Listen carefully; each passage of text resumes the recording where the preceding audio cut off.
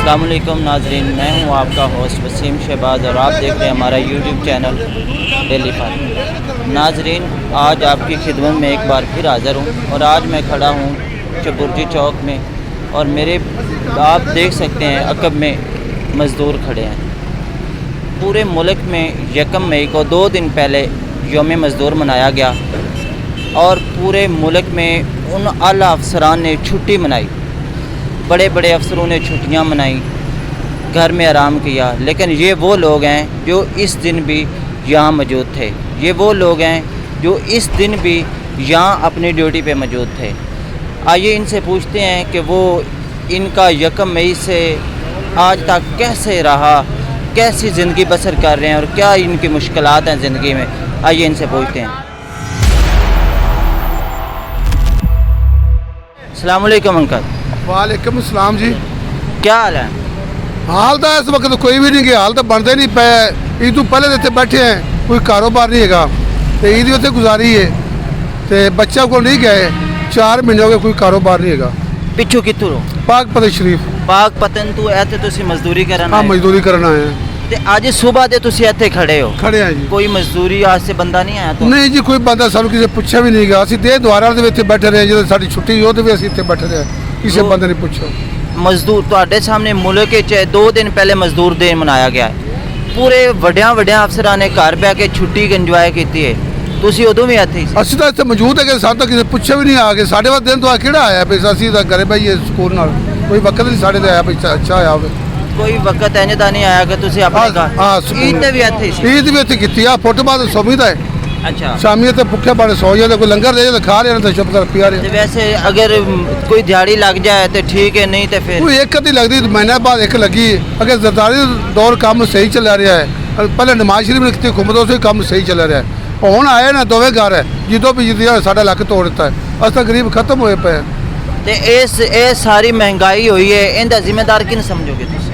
जिम्मेदारी तो यही है कि भाई इमरान खान ने पहले की महंगाई, उतों ये आए ना तो इन्हों के पता कंट्रोल नहीं है कि चक्कर बनया है। इन्हों तो कंट्रोल होया नहीं गया, इन्होंने काबू नहीं की। हालांकि काबू ये भी कर सकते सन। महंगाई तो इमरान खान ने की सारे पहले तो। देखो ये दसो कि मजदूरी कहते हैं कि हज़रत अबू बकर सदीक ਜਿਹੜੇ ਸਨ ਨਾ ਉਹਨਾਂ ਨੇ ਆਪਣੀ ਉਹਨਾਂ ਨੇ ਕਿਹਾ ਸੀ ਆਪਣੀ ਤਨਖਾਹ ਮਜ਼ਦੂਰ ਦੀ ਦਿਹਾੜੀ ਦੇ ਬਰਾਬਰ ਰੱਖੀ ਸੀ।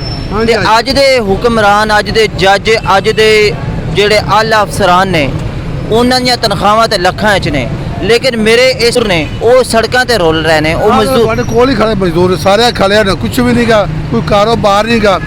6 ਮਹੀਨੇ ਹੋ ਗਏ ਮੈਨੂੰ ਘਰੋਂ ਆਇਆ ਨੂੰ। ਅੱਛਾ, ਤੇ ਸਰਦੀਆਂ ਦਾ ਮੈਂ ਆਇਆ, ਕਿਰਾਇਆ ਹੀ ਕੋਈ ਸੀ, ਮੈਂ ਘਰ ਜਾਂਦਾ ਰਵਾਂ। ਬੱਚੇ ਕਿੰਨੇ ਨੇ ਤੁਹਾਡੇ? ਬੱਚੇ ਮੇਰੇ ਕੋਲ 5 ਬੱਚੇ ਨੇ। 5 ਬੱਚੇ ਨੇ ਤੇ ਉਹ ਪੜ੍ਹਦੇ ਨੇ ਜਾਂ ਉਹ ਕੀ ਕਰਦੇ? ਬਸ ਉਹ ਘਰ ਹੀ ਛੋਟੇ ਹੈਗੇ ਨੇ, ਘਰ ਹੀ ਰਹਿੰਦੇ ਨੇ, ਬਸ ਪੜ੍ਹਦੇ ਤਾਂ ਨਹੀਂ ਹੈ। ਨਾਜ਼ਰੀਨ, ਇਹ ਸਾਡੇ ਬਜ਼ੁਰਗ ਨੇ, ਇਹਨਾਂ ਦੀ ਕਹਾਣੀ ਇਹ ਵੇ ਕਿ ਪਾਕ ਪਤਨ ਤੋਂ ਲਾਹੌਰ ਮਜ਼ਦੂਰੀ ਕਰਨ ਆਏ ਔਰ ਇਹ ਬਿਲਕੁਲ ਸਾਹਮਣੇ ਫੁੱਟਪਾਥ ਹੈ, ਇੱਥੇ ਰਾਤ ਨੂੰ ਸੋ ਕੇ ਗੁਜ਼ਾਰਾ ਕਰ ਲੈਂਦੇ ਨੇ ਔਰ ਨਾ ਹੀ ਕੋਈ ਕੰਮ ਹੈ, ਨਾ ਹੀ ਕੋਈ ਦਿਹਾੜੀ ਹੈ, ਨਾ ਹੀ ਕੋਈ ਇੰਜ ਦਾ ਸੀਨ ਹੈ। ਔਰ ਹਕੂਮਤ ਵਕਤ ਨੂੰ ਹੋਸ਼ ਦੇ ਨਾਖਣ ਲੈਣੇ ਚਾਹੀਦੇ ਨੇ। ਆਪਣੀਆਂ ਲੜਾਈਆਂ ਤੋਂ ਬਿਲਕੁਲ ਬਾਹਰ ਆਉਣਾ ਚਾਹੀਦਾ ਹੈ ਕਿ ਕਦੀ ਕਿਸੇ ਨਾਲ ਲੜਾਈ ਤੇ ਕਦੀ ਕਿਸੇ ਨਾਲ, ਇੱਕ ਦੂਸਰੇ ਨਾਲ ਮਿਲ ਬੈਠ ਕੇ ਚੋਰੀਆਂ ਇੱਕ ਦੂਸਰੇ ਦੀਆਂ ਛੁਪਾਣਾ ਹੋਰ ਗੱਲ ਹੈ। ਇਸ ਬੰਦੇ ਦੀ, ਇਸ ਮਜ਼ਦੂਰ ਦੀ ਗੱਲ ਤੇ ਕੰਮ ਕਰਨਾ ਹੋਰ ਚੀਜ਼ ਹੁੰਦਾ ਹੈ। ਤੁਸੀਂ ਮੈਨੂੰ ਇਹ ਦੱਸੋ, ਪਾਕਿਸਤਾਨ ਦੇ ਸਿਆਸੀ ਹਾਲਾਤ ਜੋ ਵੀ ਨੇ, ਇਹਨਾਂ ਨਾਲ ਮਜ਼ਦੂਰ ਦਾ ਤੇ ਕੋਈ ਤਾਲੁਕ ਨਹੀਂ। ਇਹਨਾਂ ਨੂੰ ਤਾਂ ਰੋਟੀ ਮਿਲਣੀ ਚਾਹੀਦੀ। ਰੋਟੀ ਮਿਲਣੀ ਚਾਹੀਦੀ ਹੈ। ਉਹ ਲੜਦੇ ਨੇ, ਆਪੇ ਲੜਦੇ ਨੇ, ਸਾਡੇ ਪਿੱਛੇ ਨਹੀਂ ਲੜਦੇ ਨਾ, ਤੇ ਸਾਨੂੰ ਰੋਟੀ ਮਿਲਣੀ ਚਾਹੀਦੀ ਨਾ।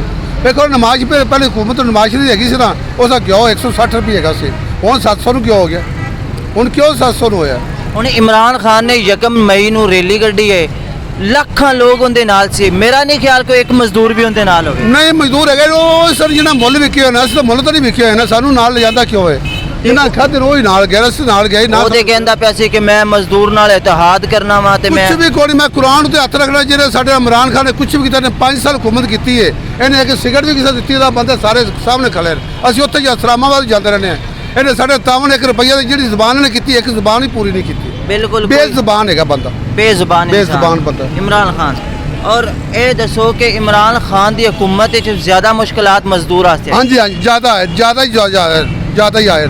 ਅਸੀਂ ਬੁੱਢੇ ਹੋ ਗਏ, ਪਹਿਲੇ ਅਸੀਂ ਜਵਾਨ ਹੈਗੇ ਸੀ, ਨਮਾਜ਼ ਦੀ ਹੁਕੂਮਤ, ਹੁਣ ਬੁੱਢੇ ਹੋ ਗਏ, ਦੀ ਹੁਕੂਮਤ ਬੁੱਢੇ ਹੋ ਗਏ। ਆ ਲੱਕ ਹੀ ਦਰਦ ਕਰਦਾ ਪਿਆ, ਲੱਕ ਤੋਂ ਕੰਮ ਹੀ ਨਹੀਂ ਹੁੰਦਾ।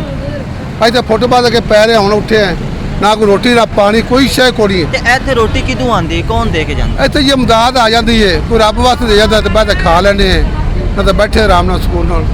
नाजरीन ये मेरे मुआशरे की एक तस्वीर है, की कर सकने। अस्सलाम वालेकुम। वालेकुम सलाम जी। क्या हाल है सर? ठीक ठाक जी। कहाँ से आए? पाकपतन से। पाकपतन से। यहाँ मजदूरी करने आए? जी सर।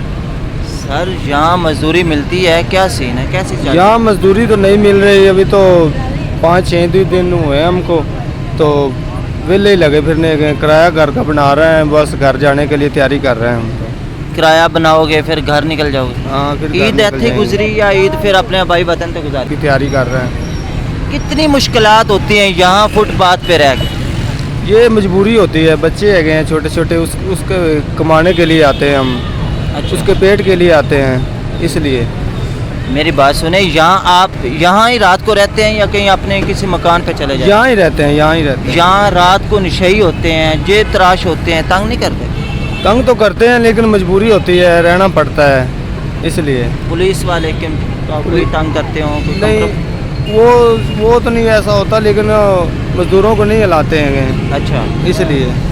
इस सारे सिचुएशन का, महंगाई का किसको जिम्मेदार ठहराओगे? ये तो इमरान खान की हुकूमत में ऐसा हुआ है, आगे तो शहबाज शरीफ के दौर में ऐसा नहीं हुआ था। ठीक है, आप भी तो शहबाज शरीफ की हुकूमत है। वो अब तो है ना, जो इमरान खान ने लिखा है वो पूरा हो रहा है ना अभी तो। अच्छा। हाँ, इसलिए। ए तुसी मतलब कि सारा इमरान खान को जिम्मेदार समझो? बिल्कुल जी। और महंगाई तो उसने ही की है ना, पहले तो नहीं थी ना।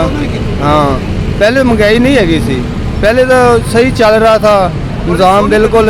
एक बंदा कमाता था और 10 लोग फरियाद करके खाते थे, फिर भी वो सुकून से रज के सो जाते थे। आप मुझे बताएं कि क्या चाहते हैं, आपको क्या होना चाहिए, आपके लिए क्या काम ऐसा होना चाहिए, हुकूमत से आप कौन सी अपील करते हैं, क्या काम ऐसा हो कि आप खुशहाल ज़िंदगी बसर कर सकें? हम तो यही चाहते हैं कि महंगाई घट करें, तो हम अपनी जगह पर आ जाएंगे। आपको क्या फ़ायदा होगा, आप कैसे रोटी कमाएंगे? महंगाई तो कम हो जाएगी, ठीक है, आप कहाँ से पैसे लेंगे? ਸਾਨੂੰ ਕਾਰੋਬਾਰ ਕਰਾਵੇ, ਗਰੀਬ ਬੰਦੇ ਕੋਈ ਰਕਸ਼ਾ ਲੈਦੇ ਵੇਖੇ ਕਾਰੋਬਾਰ ਤਾਂ ਹੋਵੇ, ਕਿਸੇ ਪਾਸੇ ਪਤਾ ਲੱਗੇ ਤਾਂ ਸਹੀ। ਇਹ ਦਿਹਾੜੀਆਂ ਨਾਲ ਕੁਝ ਵੀ ਨਹੀਂ ਬਣਦਾ, ਇੱਕ ਦਿਹਾੜੀ ਲਾ ਕੇ 2 ਮਹੀਨੇ ਦਿਹਾੜੀ ਨਹੀਂ ਲੱਗਦੀ।